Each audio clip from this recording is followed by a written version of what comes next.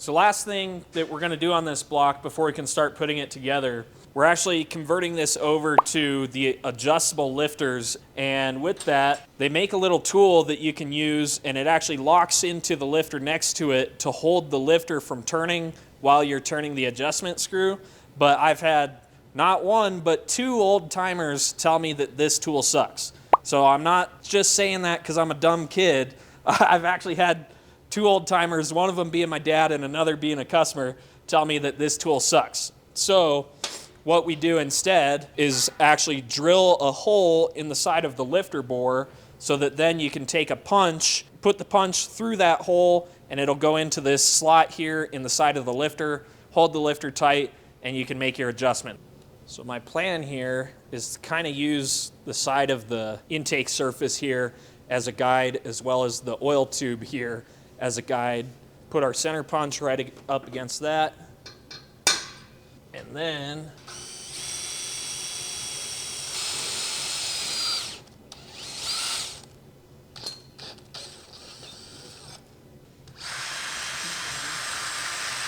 okay, so I put a lifter in here just to double check the placement of that hole, make sure it wasn't too high or too low, but you can see the slot in the lifter is pretty dang big. I think if we do them all just like that one, we'll be in good shape.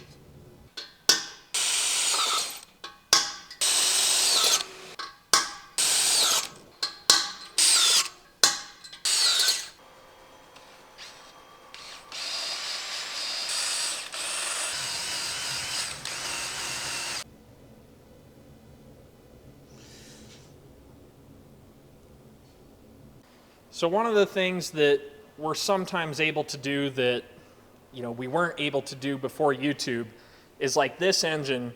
We've put a lot of time and money into something that without YouTube would have been scrap. Right. And we're being pretty generous with the customer on our time as well. We're not charging them for all of this work on a scrap block. Right. So, we've come out with merch. If people want to help support projects like this, that again we would not be doing this engine without YouTube. That's all there is to it. There is no way this customer would have ever paid the amount of money it would take to do what we have done with this engine. And of course, we make money off of the videos. It gives us great content for the videos. I mean, people love watching this stuff, but it also does kind of help us be able to be more generous with the customer if people can support us in other ways. So that's where we have come out with some merchandise finally after 5 years. You can go buy, there's some t-shirts on there. We've got a hoodie, just kind of it's pretty basic, but if you guys want to support the shop, and I know the cleaning guy, he runs into you guys every now and then. Give me that camera, around. Turn around here. Well, I don't know why you have that shirt on, because that's actually my shirt. Well, I think people have been saying that you've been getting so good at the machining that I might have to become the cleaning guy. So you're getting some additional training? Yeah, but in general, yeah, that's kind of your response every time I ask you for help. Yeah. Don't ask me. Hey, you got my face covered up. I do.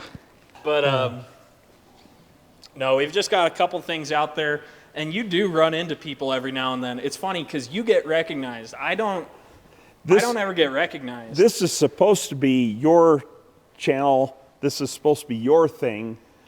But you're always on the wrong side of the camera. Yeah. And everybody knows my face with your voice. But I think it'd be funny one of these days when I get a text about you running into some fan and they were wearing a shirt with a picture of your face on it. But anyway, let's get back to the build here, and just wanted to mention that. There's only one galley plug, right? Mm-hmm. One galley, one plug? Yep. So cam ready to go in? I think so.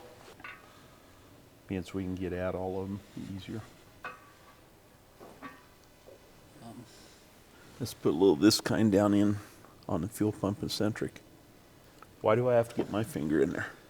Well, I was going to do these two. A little bit on the back of the flange here. Yes.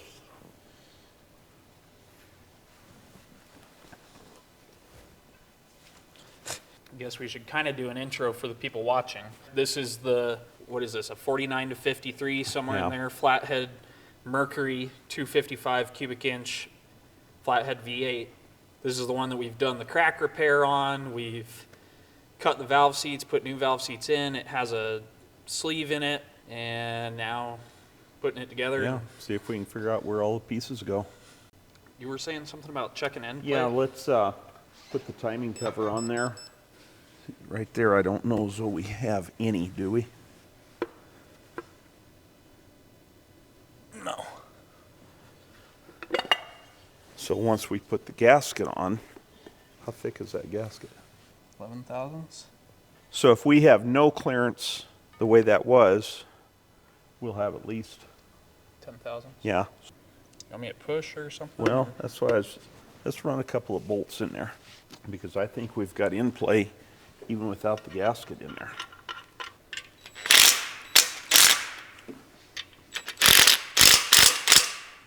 Put a indicator back Yeah. here. Yeah, let's put an indicator on there and see.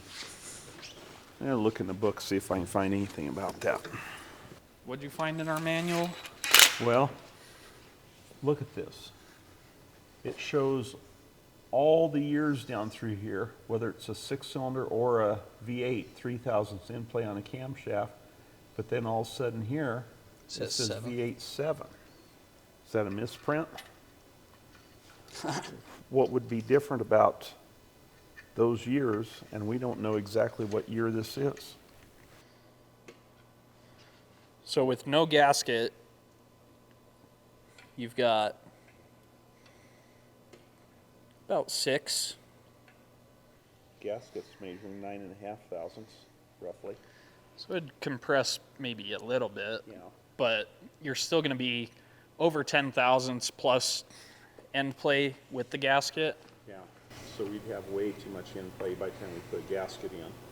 Okay. So let's not worry about putting a gasket in there. We'll just run a bead of silicone around there and seal it that way. It'll probably seal better than the gasket will That anyway. would actually seal better than if it had gasket in. It might be a little bit hard to get off the next time, but I think that'll seal it up, and if we put it together that way, our in play will be acceptable.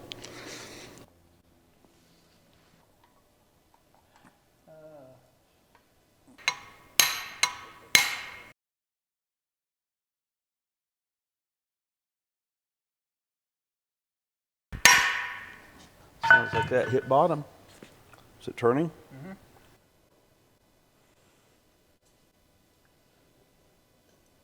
What are you torquing those to? 15. Does that sound right? Works for me.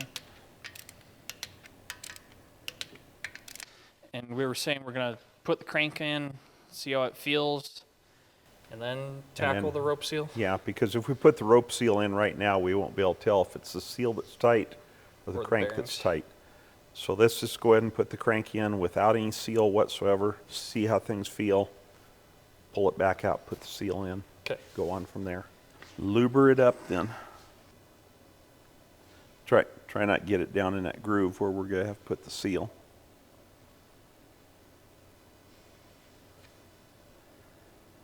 Everybody always thinks they have to take their dirty finger and smear it around in that to smooth that lube out, but you know, as soon as I lay that crank in, it's going to be smooth.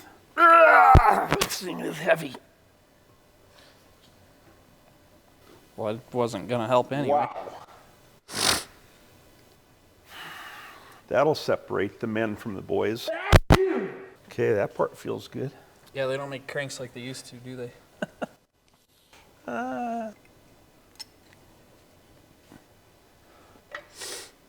Yeah, it's got, instead of like a flat register or even a dowel ring or dowel pin, it's got a groove. I don't even know what to call that, but Yeah.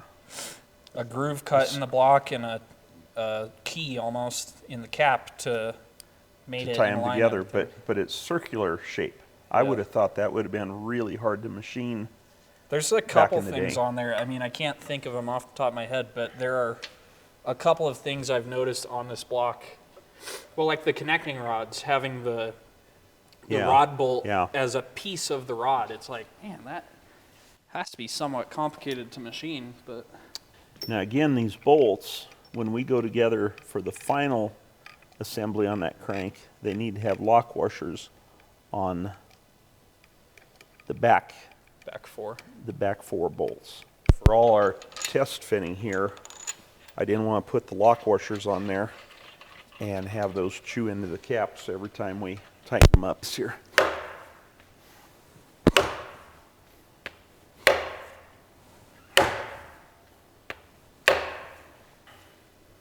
Turns at that point.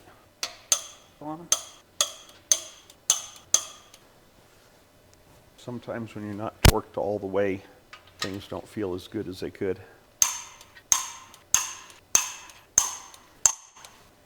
It's getting better.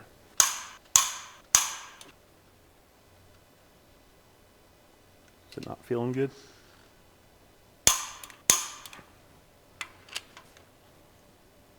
Yeah, it's not feeling good. What are we going to do about that bolt? We got those bolts from that other block.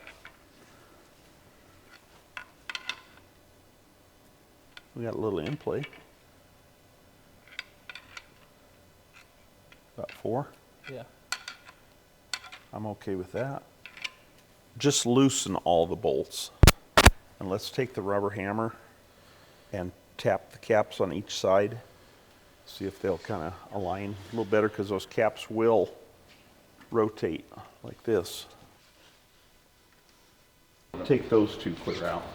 This one was feeling like righty-tighty was going to turn into lefty-loosey. Loosey-goosey. I need a washer off of it.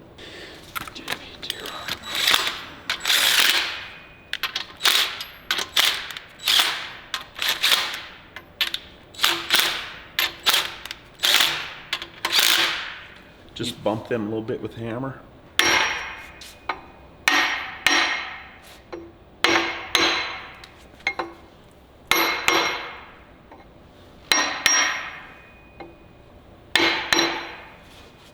Now let's snug them down again.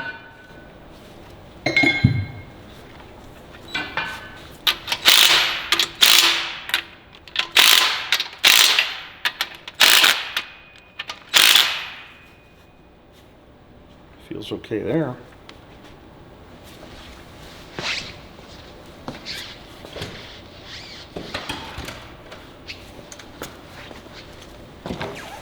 There you go.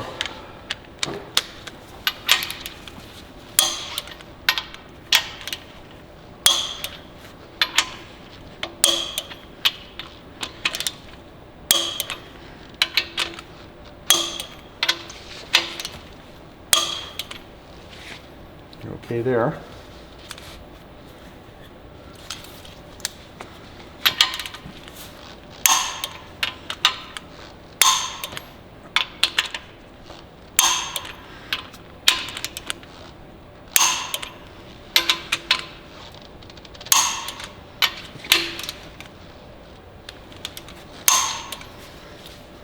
We're okay there.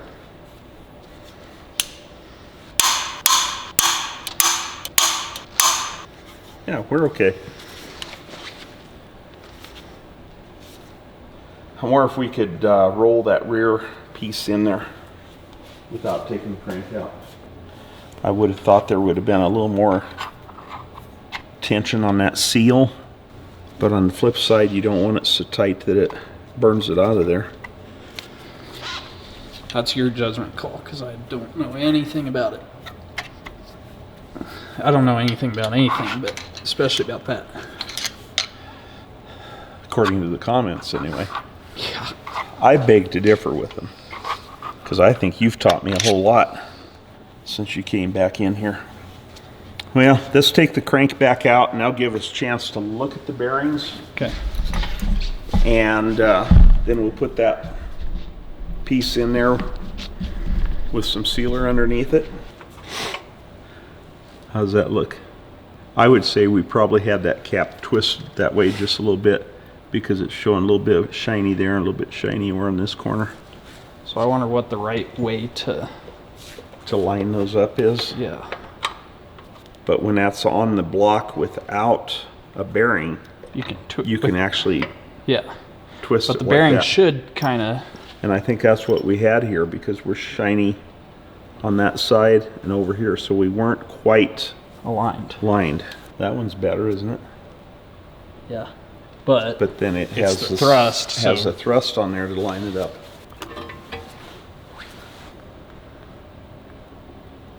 Okay, there it is. Now then, from now until the time we get ready to put that pan on, I think we better put a little bolt in there with a washer over that to keep that from moving. Oh, do we want to lube the cam before we put the crank back in? Sure.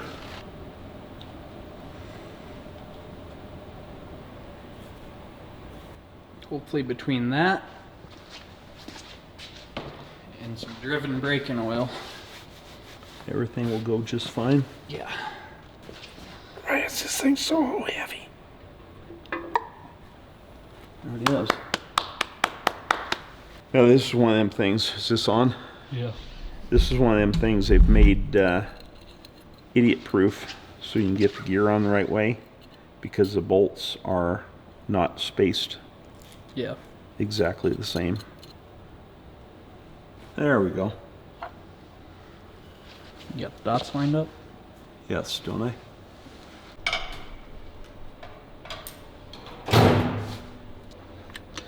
Now you should make us a note that these are not tight, not locked down, because we want to come back to that later.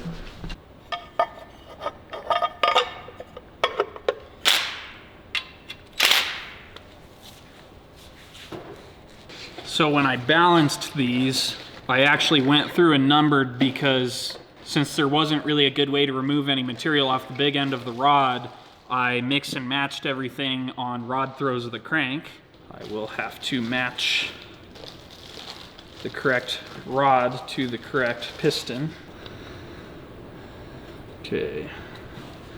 So the rod needs to be that way. Is that right?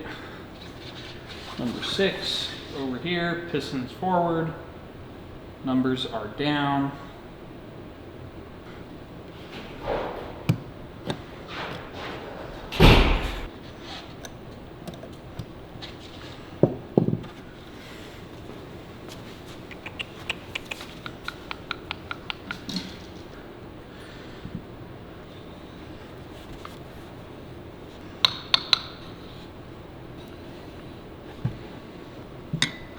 Those are a lot heavier clips than the original pistons used.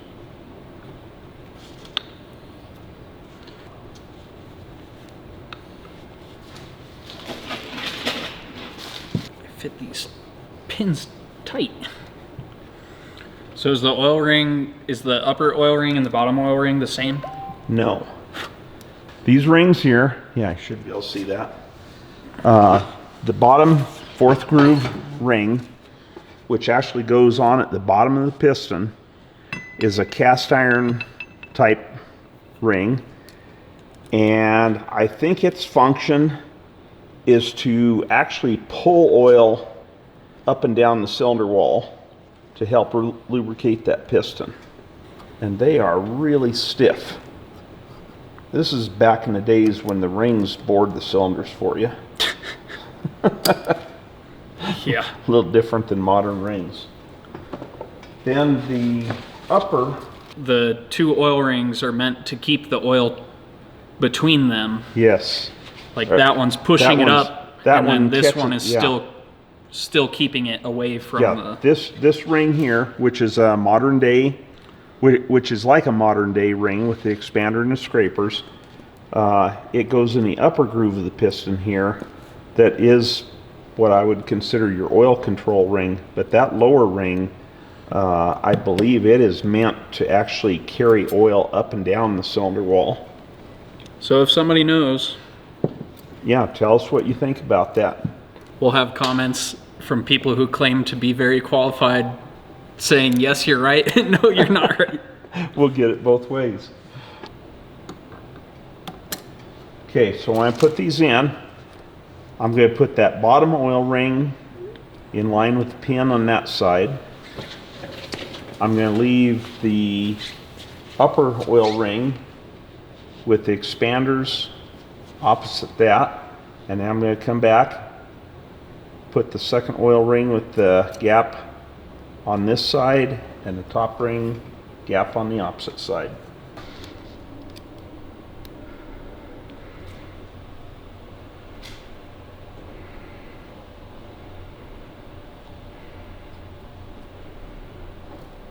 So we wanted to check our end gap on the rings here, and that's one of them things.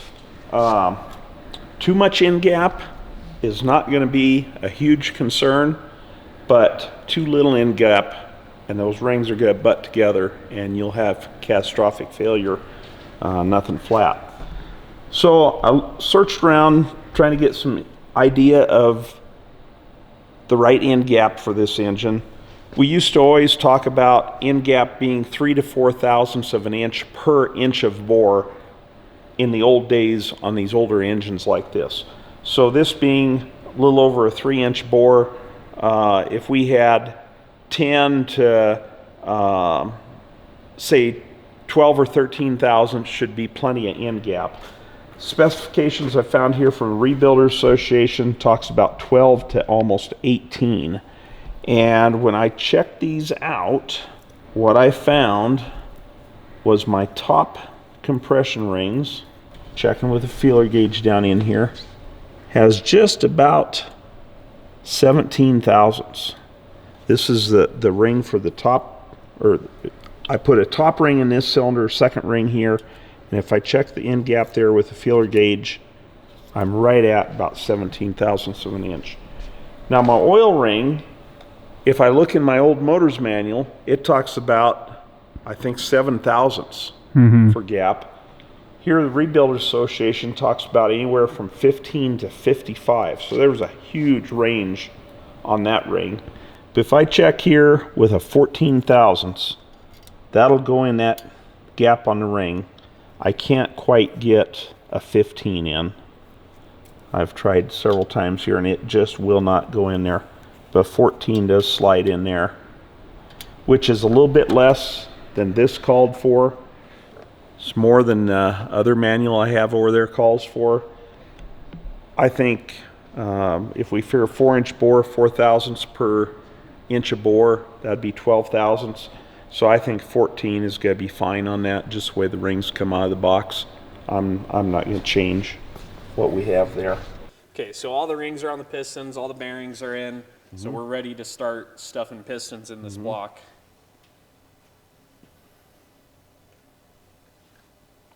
Bolt boots are going to cause issues. Are you kidding? It won't go in with the bolt boots. You're kidding. It will not go in with the freaking bolt boots. Okay, we do it without bolt boots. Just be careful. Man, they did not spare any. No. They should have done angled big ends. Jesus. Yeah, those are really close, aren't they? And that's 60 over on the bore. You in? I'm in. Okay. Sounds solid.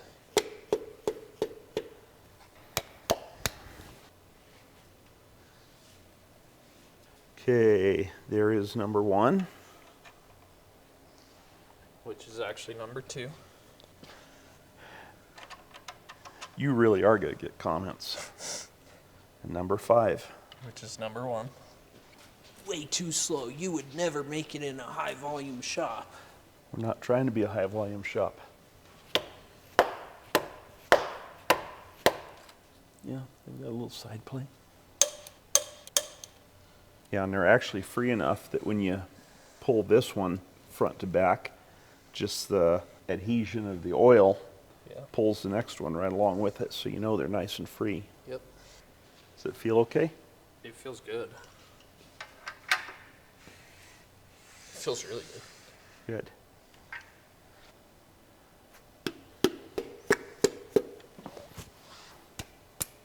Okay. Yeah, you'll never make it as in a production shop here if you don't do them all at once. Yep.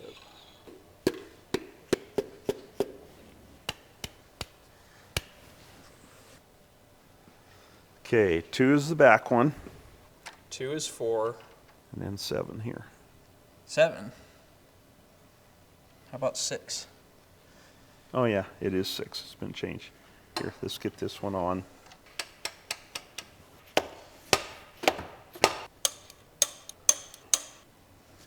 Bit of side play. It feels pretty good. Now this is a cylinder, it has a sleeve in it. I like the way those go in. Are we there? Yeah, you're there. Okay, number 7. Is it getting ready to fall off? Might be. Wait.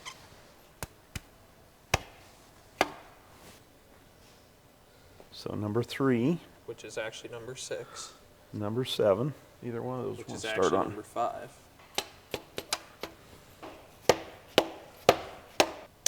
So, what do you got? You got some movement. Not very much. Not very much, but there's some movement. Is that it? Yeah.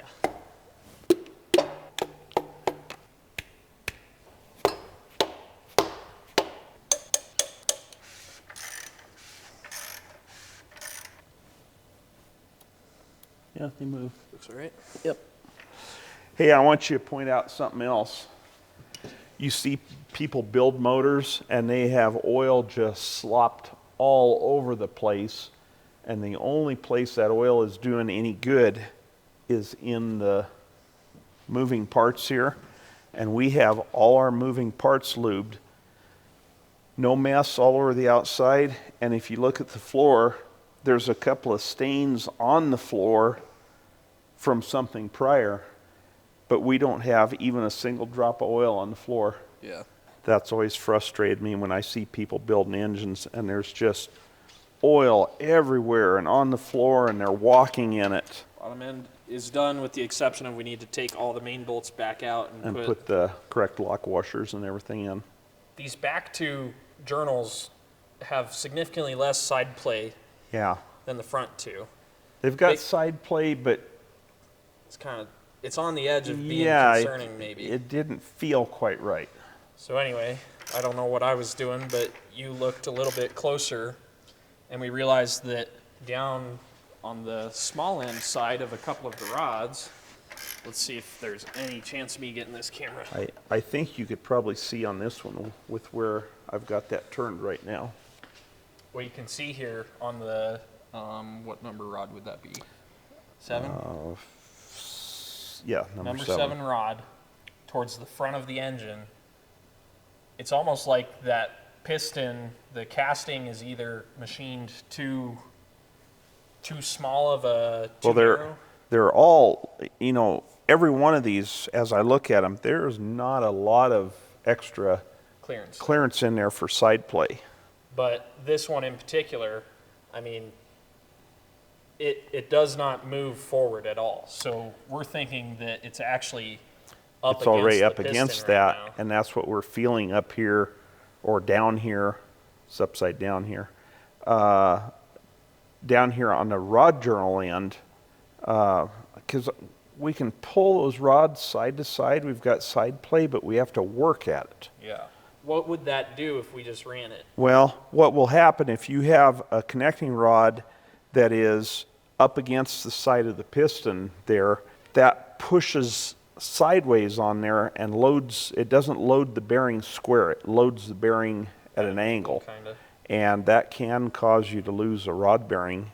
So you can see on the number 5, there's clearance on both sides of the small end of the rod. But number 7 and number 4, both of them are pretty much riding against the Riding against one side of the pin boss Yeah. inside the piston. So we need to fix that. So let's take this one back out, and we'll take just a little bit of material off the inside of the pin boss of the piston and come back and try it, see if it makes any difference. I'm just curious if it'll make more Yeah, side plate. I'm wondering if it's not a coincidence that our rod side plate on the front 2 journals is more you know, there's more side play than there is on the back two journals, and the back two journals are where we see pistons that are dang near, if not definitely, butted up against the pin boss. I'm wondering if that's related. Yeah, because we can move these, but it's a forced movement. Yeah. And it's not that the bearing is tight on the crank, because I can move this side and it'll show movement in the oil on the other, clear over on the other side separate from it. But it just doesn't feel quite right. Okay. Well, let's start with number 7 then. Okay. Ready?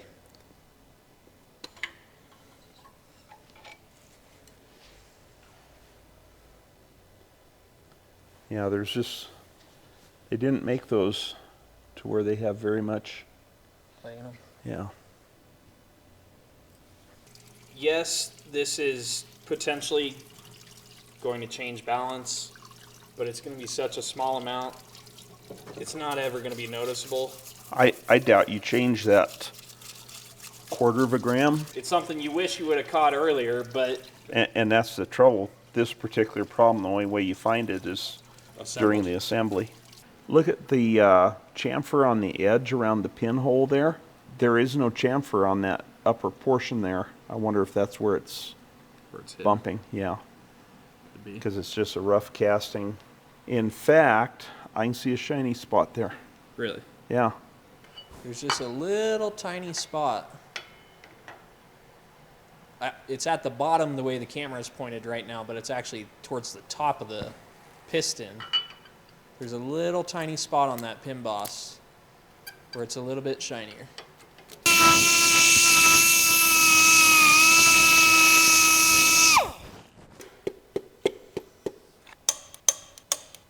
Yeah, we're okay now. We still don't have a lot of side play, but I can see clearance now on the connector rod. So that is really probably not very easy to see. We can actually move the rod both. I don't think it changed our side play much. We didn't change this a whole lot on side play, and we are on the tight side of spec on side play, but we definitely have clearance down in the pin now. Yeah. We're pretty much at 6. Yeah. Maybe 7. Like there the 7 is kind of If you work it in, We're right on the tight side of side clearance, but it's in spec. it's in spec.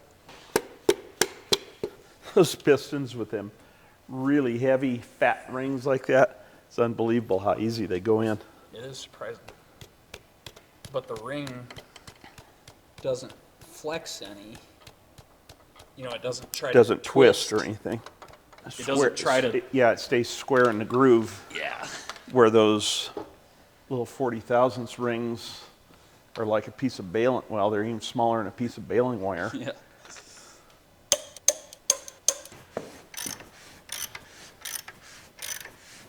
Stop.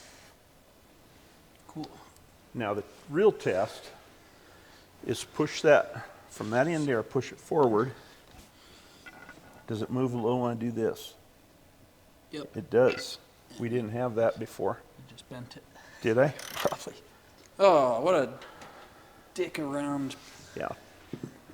That kind of stuff can eat up a lot of time, but you know the time we spent here is nowhere near the time it'd spend to tear this back down and do it over.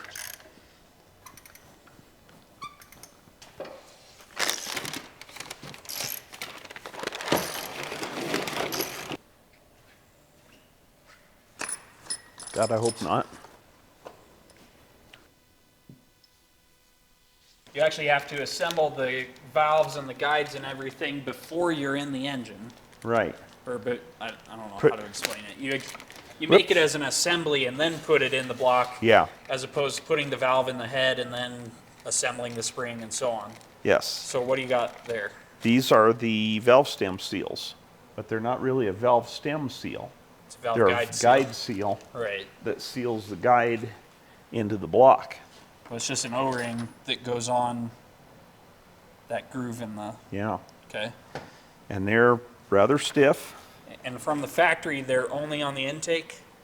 Yeah, only on the intake from the factory because that's the only side that has any vacuum. Yeah. to pull oil in, but just as a safety measure, I always put them on intake and exhaust.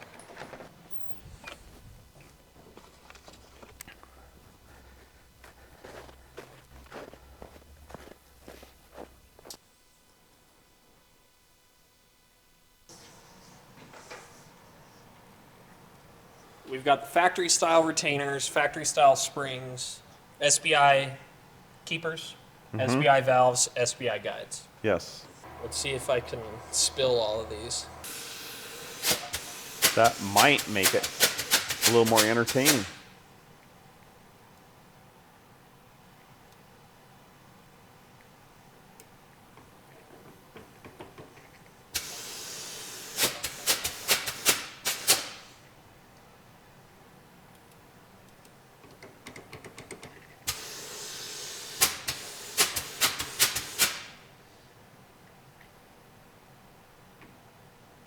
That's actually working quite well. Actually, I was sitting here watching you.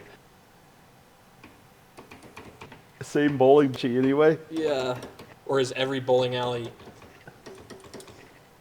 But then as Uh-oh. Is that it right?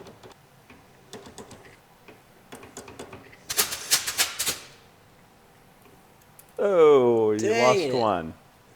Very last one. There you go. Look at that. It was almost flawless. I'm just going to use some of our regular old assembly lube. Smear a little on the ID of the lifter bore. And then on the face of the lifter, we'll use the same driven assembly grease that is great for cam, flat tap cam break-in. Just like we used on the lobes of the lifter of the cam itself. Now, one of the things we wanted to mention is when this engine came in, it had the non-adjustable solid lifters, and in this case, we're actually switching over to the adjustable. They're still a solid lifter, but the adjustable lifter that has this adjustment screw that we can take up to get our valve lash set correctly. So the original lifters measured 1.750, and we used those when we cut the valve seats in a previous video to determine how deep all of the seats needed to be cut. Whoops. There's one of them right there, actually. And from the face of the lifter to the tip where it contacts the tip of the valve is 1.750. So on the bench, we've already actually gone and adjusted these lifters to be right about 1.750, so that hopefully when we put these in, they'll already be fairly close to where we need to be to set our valve lash to the correct number without having to go through and, you know, spin and spin and spin and spin. Well, and that's it. There's pretty limited space down in here to work. So we wanted to be able to have them close.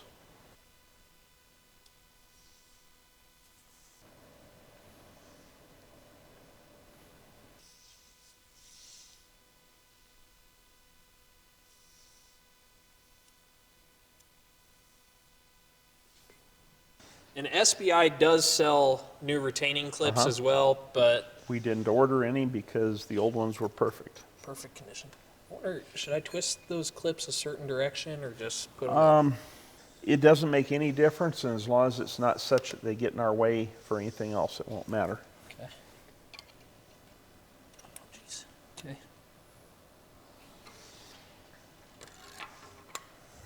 Now, I'm probably right in the camera every time we do this. Okay, well, Let me. okay. Go. That's too easy. Do it a little bit again. Okay. I didn't like where it was turned. The OCD came out. Let's skip that one because that valve is open. Okay. Let's catch all the ones where the valves will be closed. Okay. Okay. You know, it hit what happened to the little kid that cried wolf.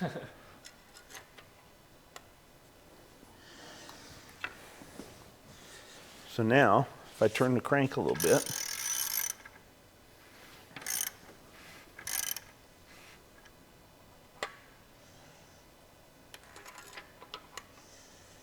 You know, I don't know if this is a two-man job or not, but I think it makes it a lot easier. Yeah. There you go. Halfway done? Yeah. Just so that I'm not walking back and forth. Now are you making sure you get the intakes in the intake and the exhaust in the exhaust? I was going to label them after the fact, actually. Put them in and then stamp them. That'd be pretty good. Why doesn't this one want to go down?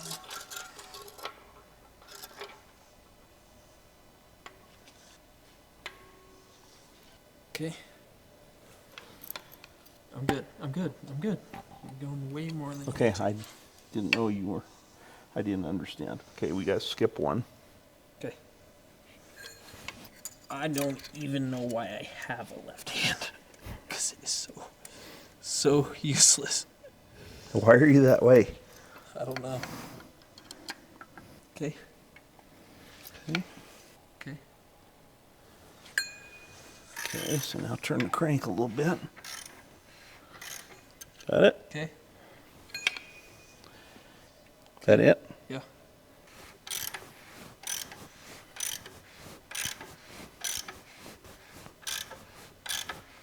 That would be top center, number one. So now what's our valve lash supposed to be? This says 14 and 18. Okay. If there's lash, it ain't hardly anything right now. Okay. So we're gonna have to adjust them down. I'm gonna start setting our valve lash here. So I'm gonna start on number 1 cylinder, and we'll just go through the firing order and do one set at a time.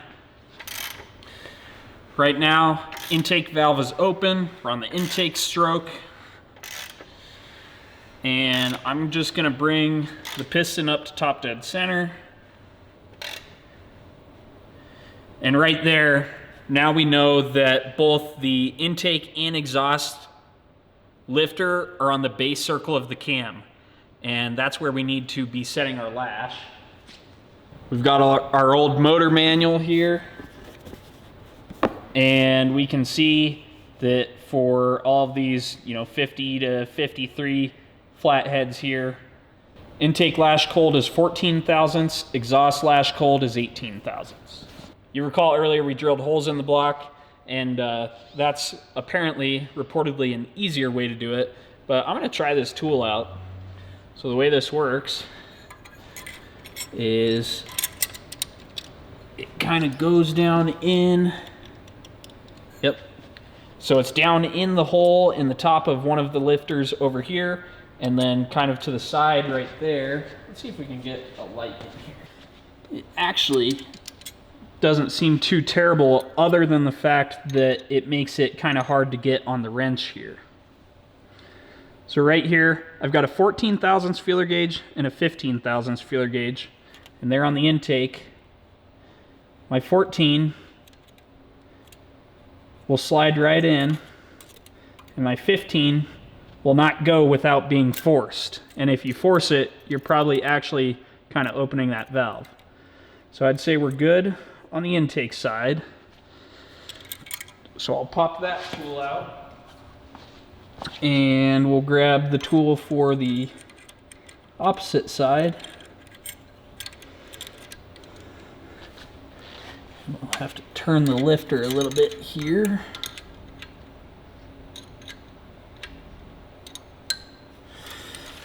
If we can.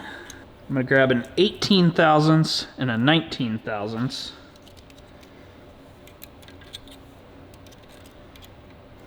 And we'll start adjusting.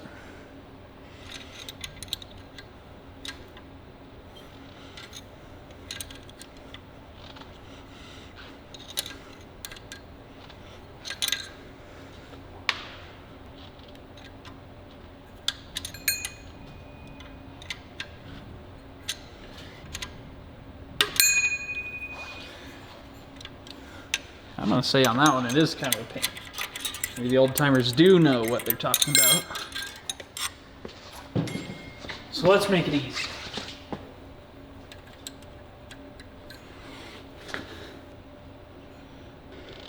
So 19 thousandths I can force in, but 18 thousandths goes right in. So 19 does not slide right in, but I can force it. 18 is an easy slip, just like that. If anything, will be just slightly on the loose side, but that's better than being too tight.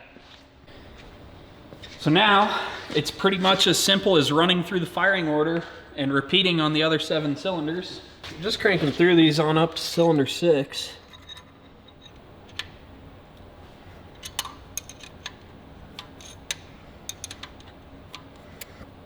Okay, 18 goes in. 19 is tight. The intake side, we're supposed to be 14 thousandths. Okay, 15 is too tight to go in. 14 slides in perfect. Okay, next cylinder should be cylinder 3. 1, 2, 3.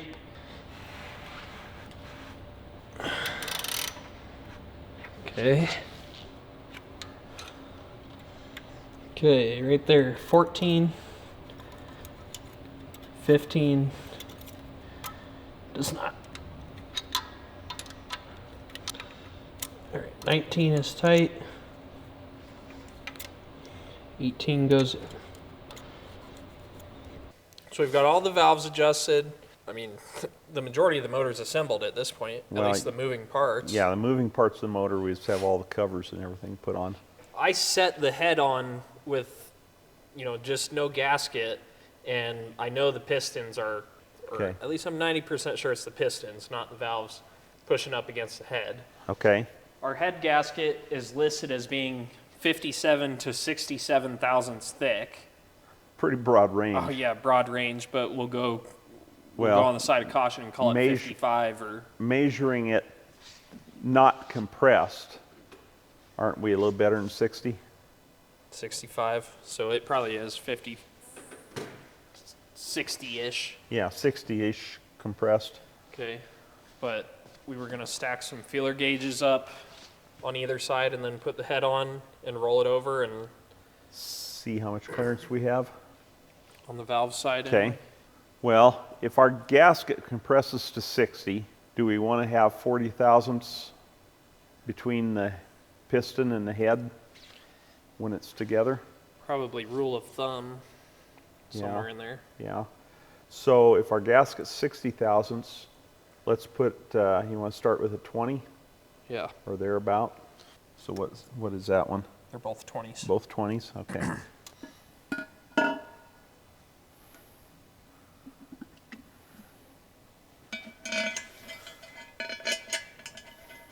I just felt it. It's hitting. There it hit. There it hit. Or is that just the valves pushing the clay? No, it's when the pistons are at top dead center. Yeah. Just touching it, isn't it?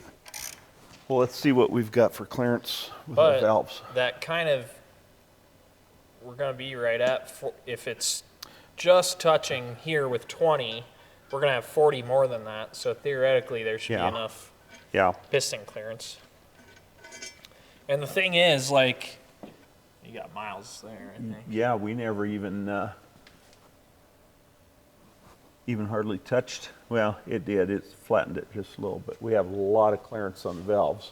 Although, well, you know, we should have done this up at this edge Okay. because the valve's at an angle. So we probably better do this again. And then, should we go up just a little bit on the Feeler gauge. feeler gauge size? Okay, my set of feeler gauges doesn't have a 25, but I have a 35 and a 10. Can I subtract?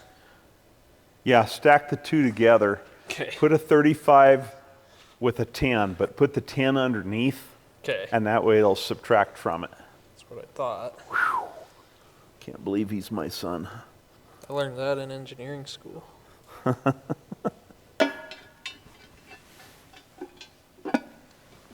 Being angled, you're saying the tightest spot is going to be over here. Yeah, it's towards the manifold side. So where we were checking really isn't.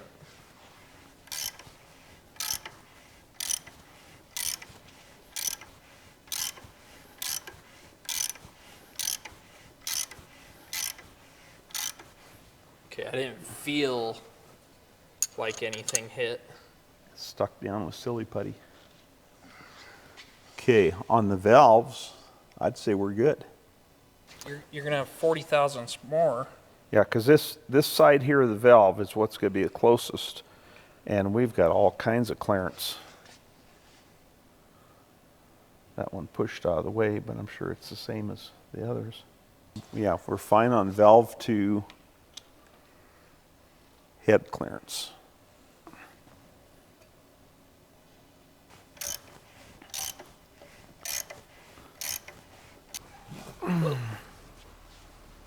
I'm gonna say there's not any extra clearance there. Yeah, there's clearance, but that's all.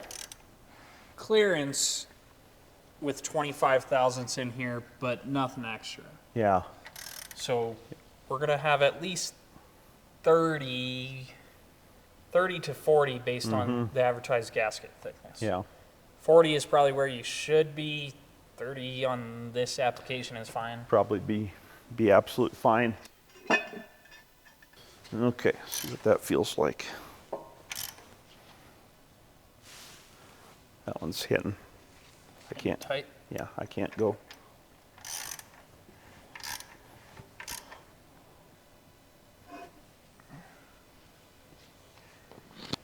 Yeah, we're getting pretty solid on those.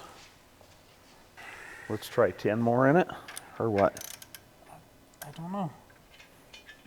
Yeah, it won't go. Why are we so different on this side?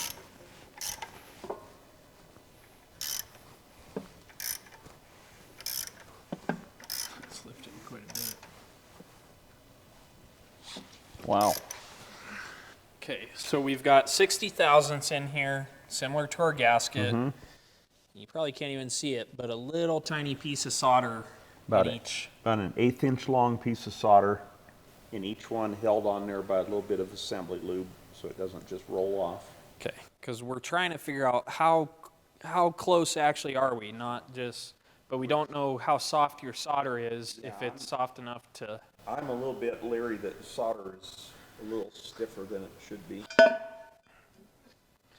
don't know.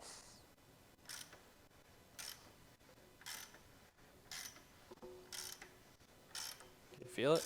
Yeah, I feel it going by.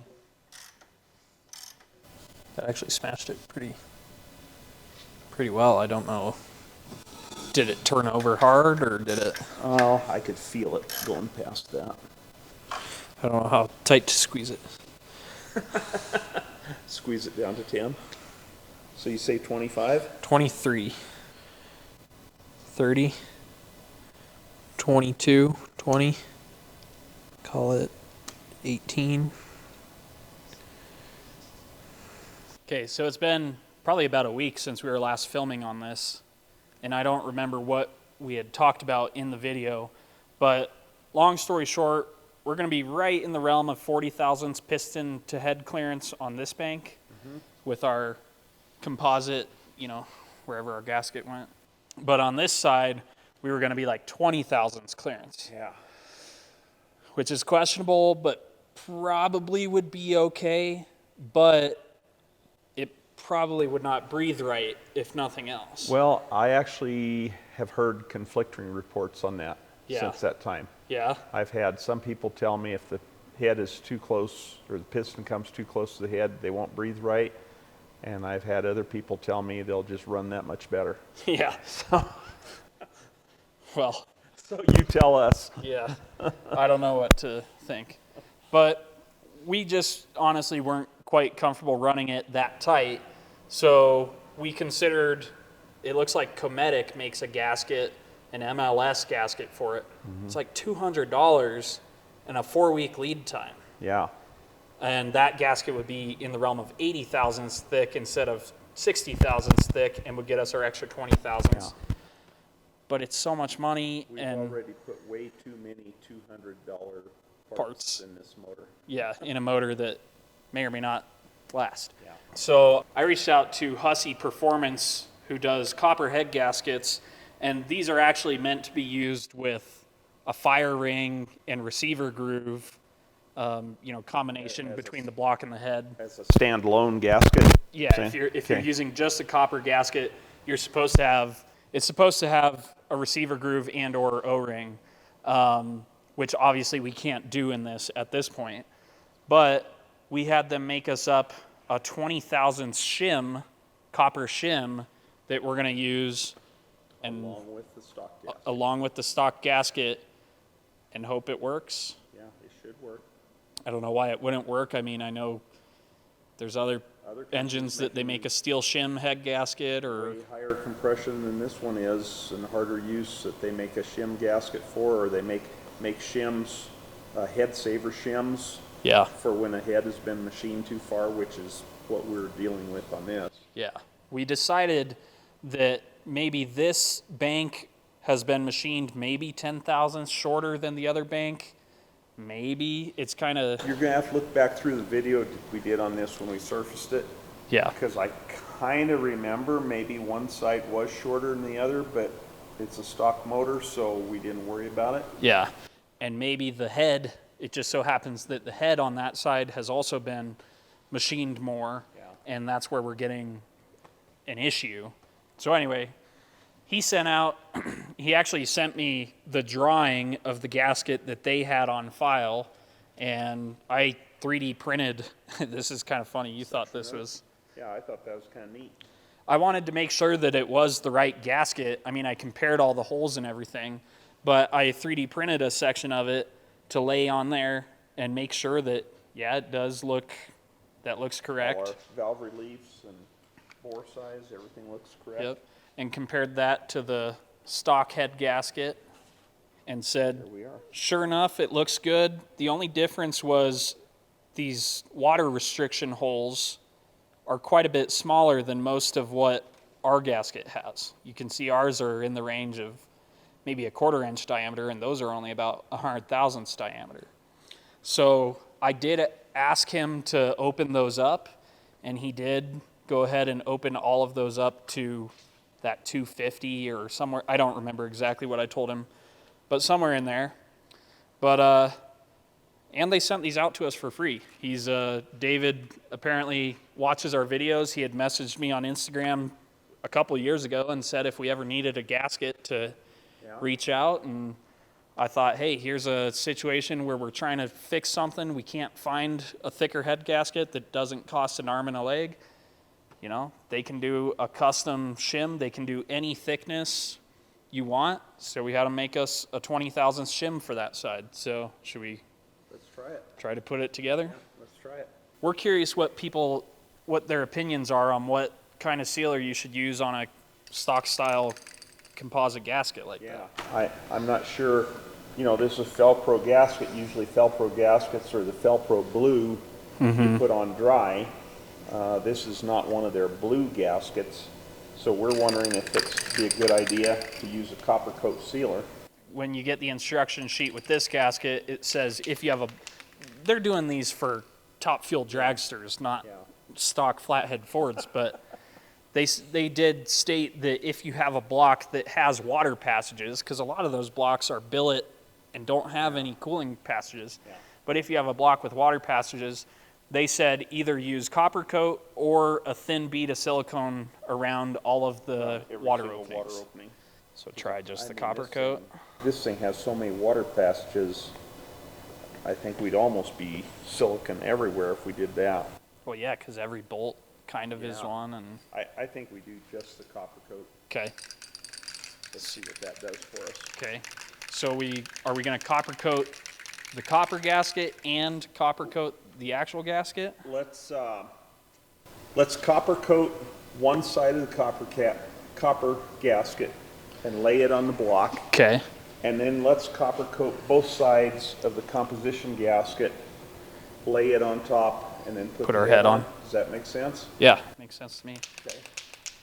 And again, I hope that's a better idea than silicone. Yeah, I Or- have very mixed feelings about what we should be doing here, but I think copper coat's going to be our best option. Okay. Because yeah, we'd have to silicone. I mean, you'd be putting silicone around literally every single hole in this gasket. I wish we had a way of just spraying a thin layer of silicone everywhere, but we don't.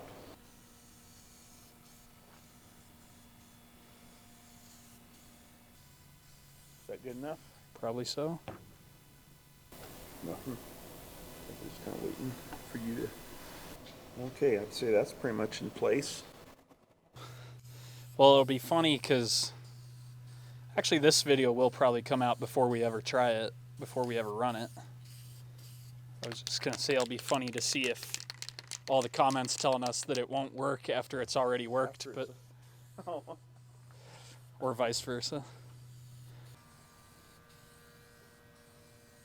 It all depends on who you talk to. Yeah, exactly. There it is. And we should probably preface, like, obviously they were nice enough to send out the copper head gasket or shim or whatever Yeah. we're calling it to us, but this is not, we're not using this the way that they would instruct you No. to use it. So if this doesn't work, it's not like the copper shim is poor quality. No, because it looks, I was actually really impressed that it, We are using this strictly as a shim, but they build these gaskets to be used as the gasket. yeah, for Yeah. race applications. Right. With a fire ring, which we Right. don't have, so. Why don't you use this to dab some on the top of each one.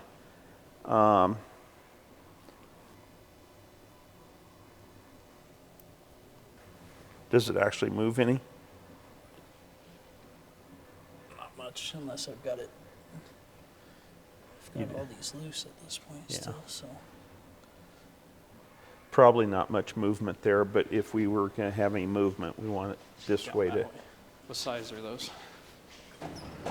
11 30 seconds. What are they? 11 30 seconds. What? All these metric people, and we start talking about 11 30 seconds. Yeah, I know. Do you remember quite a while back there was a video where I referred to something as 25 32ths? Yeah. So I was just reading the internet the other day looking at, because YouTube kind of shows you where your traffic comes from or whatever. And I stumbled upon a forum where they were talking about that they like the dad, but the kid's kind of arrogant or something like that. And one of them commented about how dumb I was because I said 25 32ths.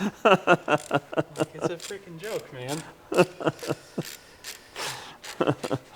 Well, see, these people that are leaving the nasty comments about they don't like the smart aleck kid, they don't realize that the smart aleck kid got that from the old man. Yeah. But for some reason, they put up with it with the old man. Okay, so I'm gonna go to 70, but I'll start at 25, 50, and then 70, or? Yeah, that sounds pretty good. Okay, up to 70.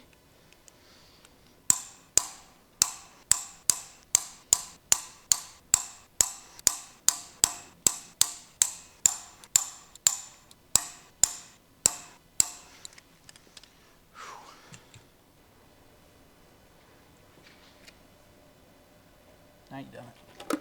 Got it wedged on there.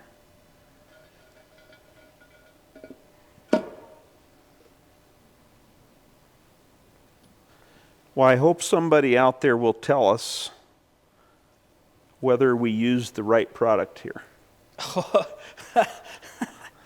I'm sure somebody will tell us. It's just a question of, can we trust them? No, I would guess it'll be exactly like you said. There will be comments saying that they love copper seal, and there will be comments saying they hate copper seal. Yeah. And the thing is, none of them were here to tell us ahead of time, so we're having to just wing it. Yeah. There's really not any movement on them. Well, that's probably the way they're meant to be. Start figuring out, you could put those trays in. Oh, okay. Before we forget to put these little splash shields in. Yeah. Yeah, it just keeps oil that's splashing around in the crankcase from splashing up into the top of the motor.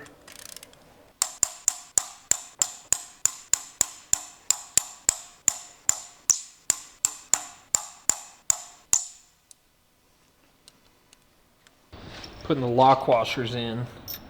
Like it's supposed to have a mains here.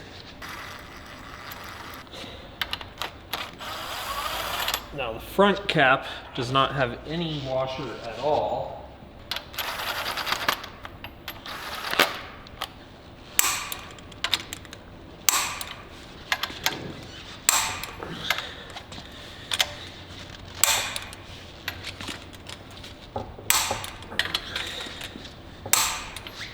Ow! My back hurts. Okay, before we forget and throw the oil pan on here without installing these, I'm going to install the PAL nuts, and we've talked about these a little bit in our videos, but it's kind of just a lock nut almost, a little extra reassurance on the rod nuts here. You see that in some of the older engines of this era. So I'm just going to go finger tight, and then about a third or as far as a half of a turn, so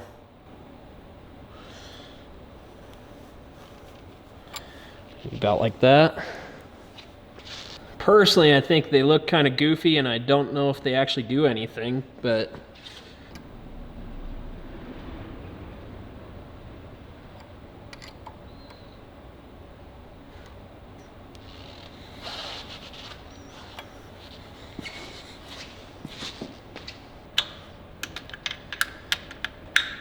two, three, four. Okay. Band up over.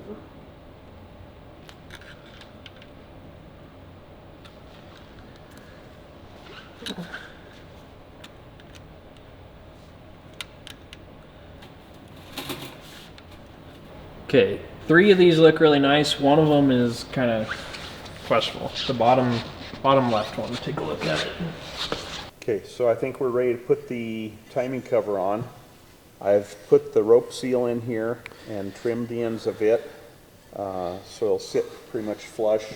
And then the other half of the oil pan, I'm going to leave those stick up above just a little bit so that there is some compression on that, and also to allow for the thickness of the head gasket.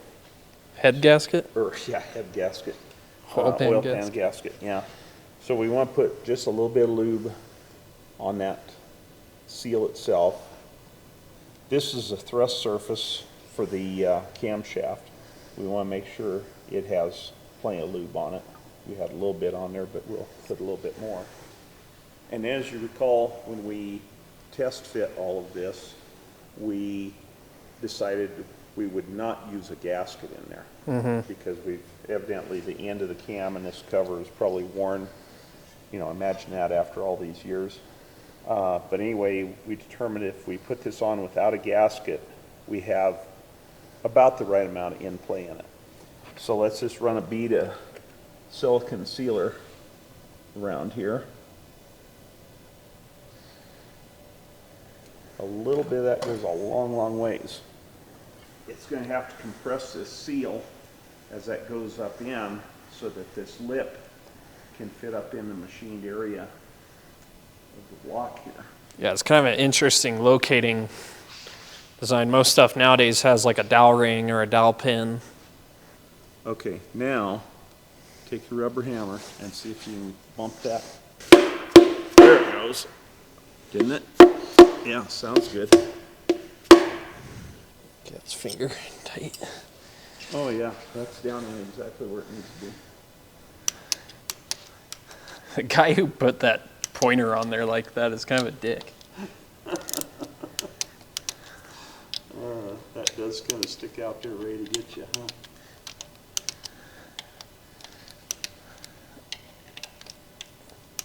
Okay. It's on. We're going to reuse the old pump for a couple reasons. First off, it looks brand new. I don't think this engine had a lot of time on it, and they are quite expensive. So between the two of those, taken apart, I've cleaned it, Everything looks good. Okay, well, I'm just gonna put a little lube down inside the pump. Drop our gear back in. Work that just a little bit.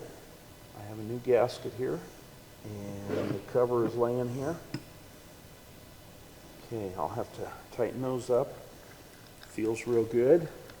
And we have the spring for the bypass here. I believe that goes in first. This goes in on the back side, something like that. We'll cover with the gasket. Okay, with that being done, I need to, and maybe we can do this after we put the pump in the engine. Might be a good way to do it. We need to torque these 4 bolts. This needs to be torqued, and then if you'll notice, there's a little tie wire hole through that cover there. And somewhere we have the bolt here that holds the pump in the engine. That's all tie wired together once you put it in. Okay. I'm going to tighten this down before we get carried away. Okay. Yeah, drop the pump in. Okay, so a little bit of Loctite on the bolt. No washer. That might.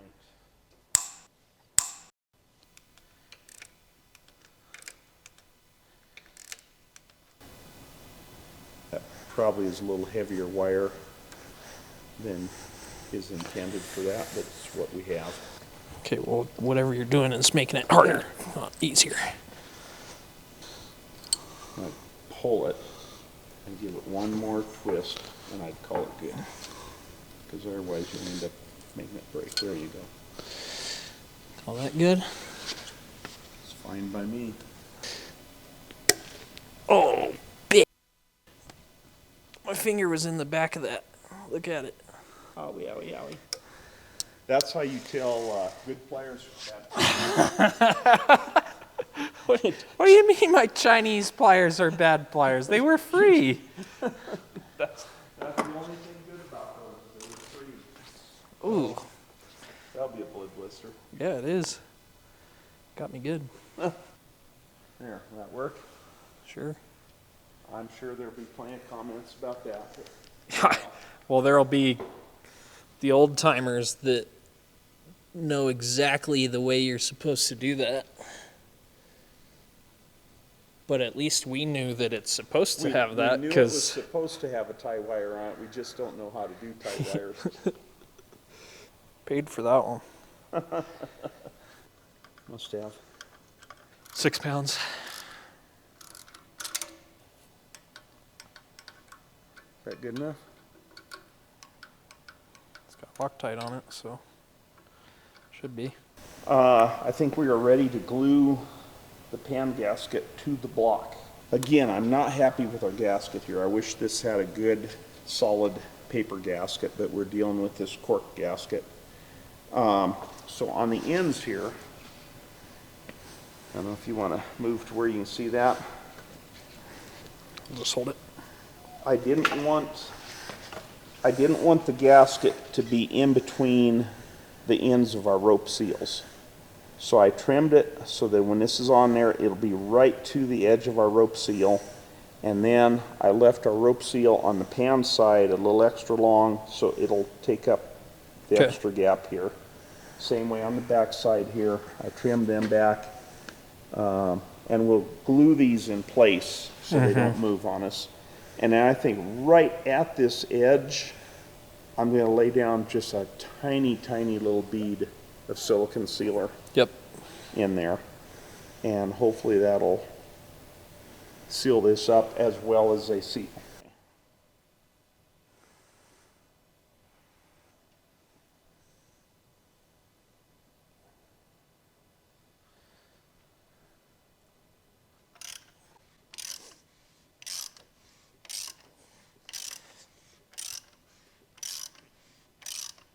Call it good.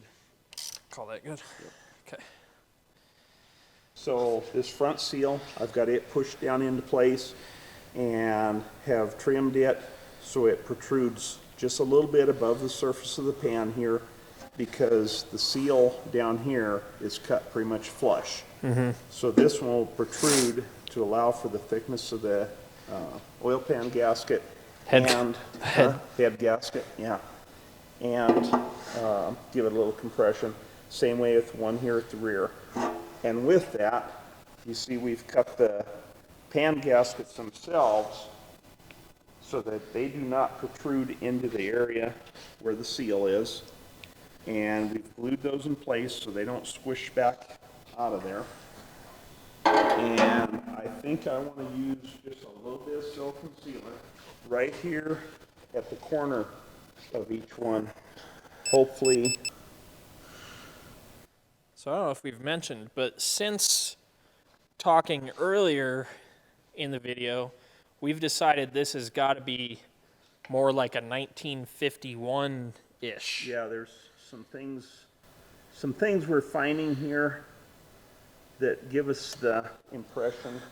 50 or 51. Yeah, 51, give or take a few months. How much you want? Like that? Yeah, rub that around a little bit.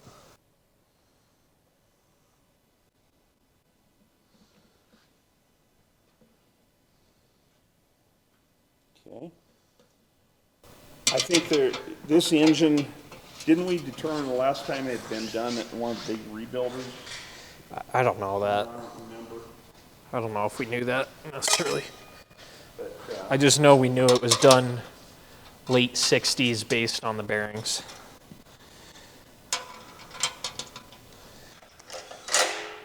What's 40 inch-pounds? That's just over 3?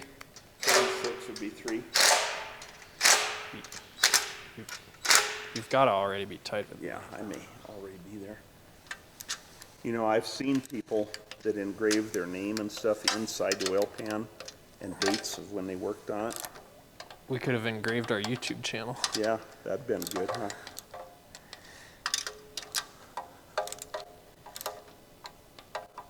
I should go up to maybe about 6.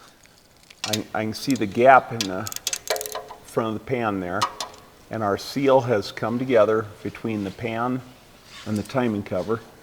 And then I can see a little bit of silicone in here in the next gap, and then the cork starts. Okay. So that part worked as planned. Now we're kind of waiting on head gaskets. Yeah. And I checked there. Our seals are not so tight, but with the crank still turns fine. Okay. I have seen people put those rope seals in so tight that you couldn't hardly turn the motor, and when it did start running, it just burned them out. Okay, both heads are torqued on.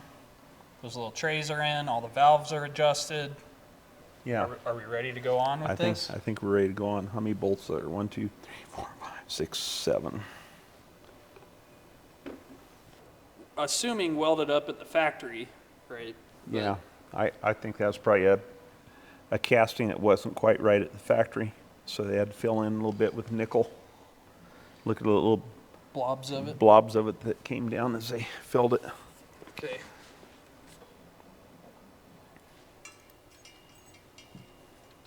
Blind, blind, blind.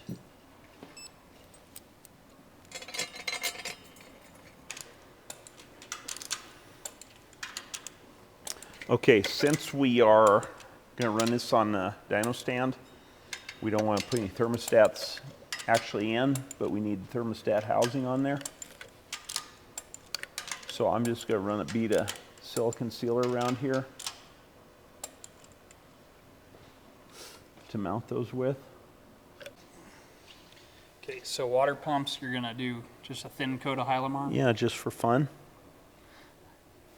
Is that okay? Yeah. Considering how rusty these things were, they look pretty nice actually. Yeah, they do after they're cleaned up. Yeah, and the front of the block is pretty nice as well, so. I think they would probably seal without anything, to tell you the truth. Yeah. The one on the inside? Yeah, Are you doing any kind of Loctite, anything? which I put a little oil on them is all. Okay.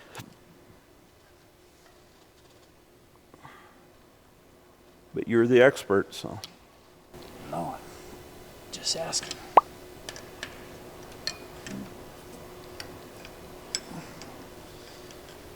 Side.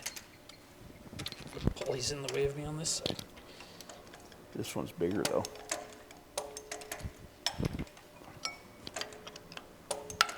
Can't get in here with the torque wrench, so I'm gonna have to use my wrist. Click, click, click, click, click. Oh, over torqued. Well, the motor is pretty much built. Uh-huh. At this point, we just have all the accessories. Actually, I remember in the original video, somebody kind of gave me crap calling them accessories. Yeah. Because accessory indicates that the engine could run without them, whereas, you know, the belts and stuff, I guess, I don't know. I don't know if that's accurate or not. Well, we've had plenty of customers brought in engines that were running without belts. Yeah. No, but like, I don't know. I guess to us, we kind of refer to We refer to this as the engine, and because that's what we have to do the machine work on, and anything that we bolt on the outside of the engine, even right down to the water pumps and the oil filter canister and the distributor and the carburetor, we call all that accessories. Even the temperature sending units that need to go in here. Yep. But we've wrapped up the build. I think everything went together pretty well on this. Yeah. I mean, what did we run into issues on? We ran into issues on the head. We had to get that shim, and what, 2 of the pistons I had to do a little bit of grinding on. Yeah, because the inside of the piston was not quite wide enough for the top of the rod there. But other than that, I mean, it all went together pretty well for a 75-year-old engine. Yeah.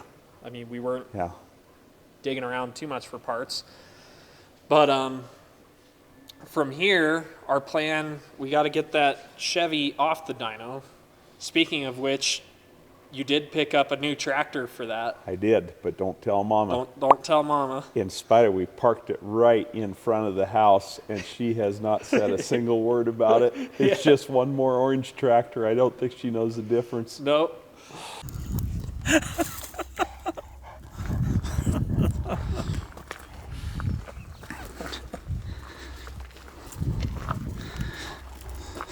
What do you think, Augie? What do you think? I think it's an old tractor.